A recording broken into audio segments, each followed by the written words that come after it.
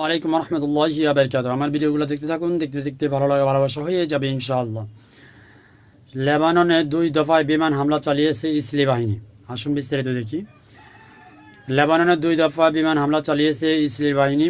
লেবাননের জাতীয় সংসদ সংস্থা জানিয়েছেন আল তাহের এবং অপর নবাহিত হত বিমান হামলা চালানো হয়েছে। সেই সময় বিস্ফোরণের আশেপাশে বাড়িঘর কেঁপে উঠেছে।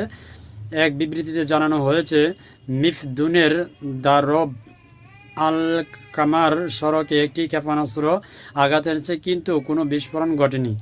ইসরায়েলি সেনাবাহিনী নিশ্চিত করেছে তারা হামলা চালিয়েছে।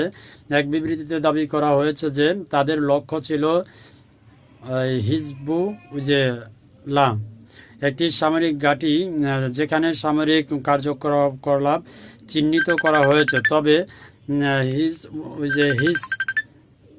ওই জায়গায় মানে নাম বললেও সমস্যা, পক্ষ থেকে এখনও কোনো মন্তব্য করা হয়নি।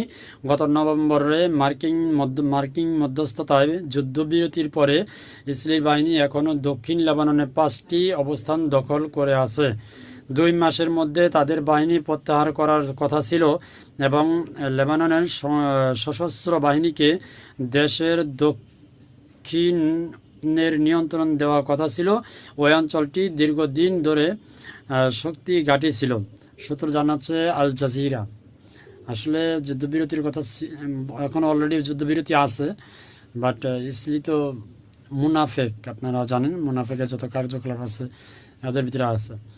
তো এরা এই যুদ্ধবিরতির মাঝেই দাফে দাফে হামলা চালাচ্ছে। আসলে মুনাফেকদের তো কোনো বুক ফিট নাই। যাই হোক, আল্লাহ তাআলা সবাইকে হেফাজত করুক, আমিন।